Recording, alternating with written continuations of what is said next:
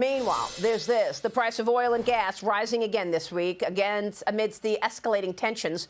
Oil now above $84 a barrel for U.S. crude. Gasoline now sits at $4.09 a gallon at the pump right now this morning, as Chevron reported strong second quarter earnings Friday, while also announcing a 20-year partnership with Microsoft to power up a major data center in Texas. I spoke with the chairman and CEO of Chevron, Mike Wirth, on Friday. The story of the quarter is one of consistent execution, strong production, and record U.S. refinery throughput. We had assets around the world that ran at or near full capacity. We set a production record in the U.S. at nearly 2.1 million barrels of oil equivalent per day. We had record refinery throughput with runs greater than 1 million barrels a day, an all-time high here in the U.S., and several refineries set all-time records.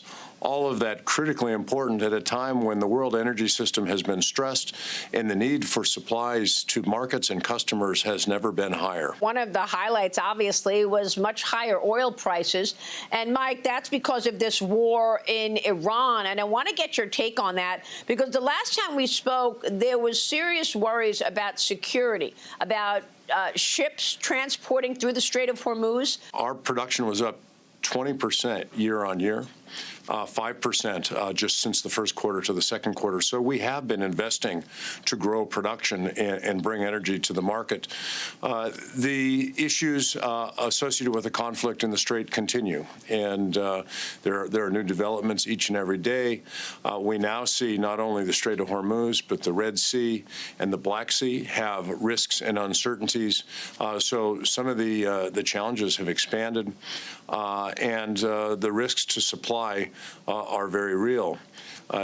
We've seen demand in the world remain pretty strong, and China is perhaps the unexpected part of the story in that they've been able to reduce their crude purchases, which has taken a little bit of the pressure off the demand side of the equation as supply has had these challenges and these risks. And so inventories have been drawn down around the world, whether it's strategic stocks or commercial stocks, and the situation remains somewhat fragile and uncertain. Well, has the Iran conflict permanently changed how you view geopolitical risk and energy security at this point? I've been in this industry for 44 years. We've seen conflicts in the Middle East. We've seen conflicts in other parts of the world that have created issues for our industry.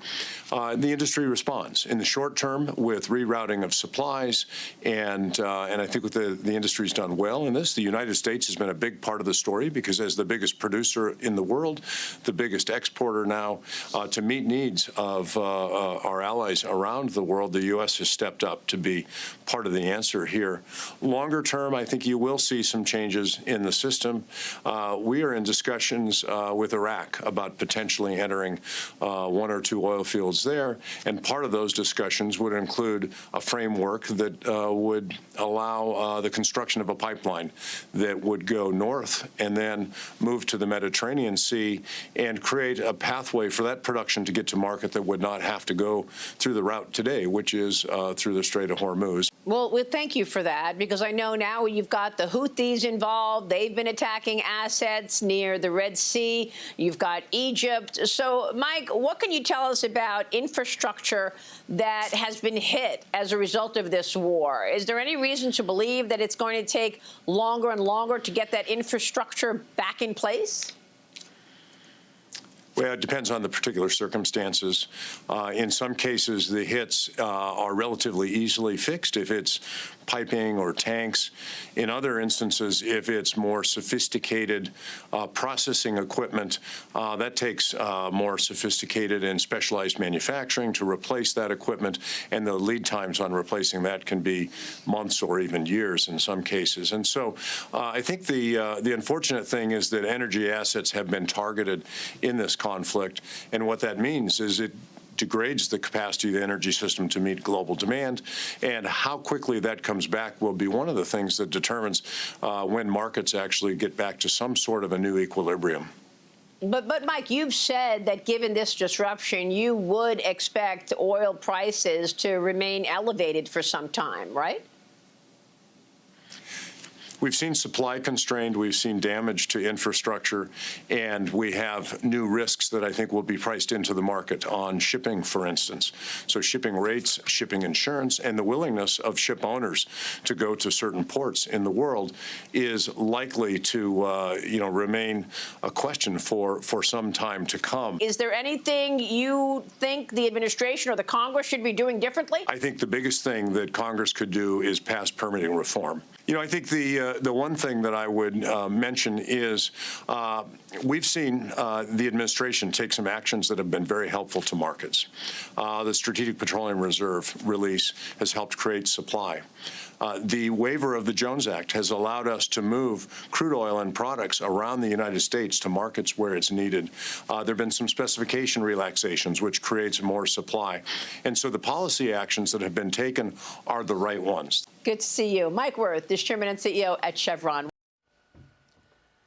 And you can catch more of my interview with the CEO of Chevron tomorrow morning on Mornings with Maria on Fox Business, including those details about Chevron's 20-year agreement with Microsoft to help power up that data center in Texas, and more to come. That's tomorrow at 6 to 9 a.m. Eastern on Mornings with Maria on the Fox Business Network. Be sure to like and subscribe for all the Fox News latest on YouTube, and catch full shows streaming now on Fox One.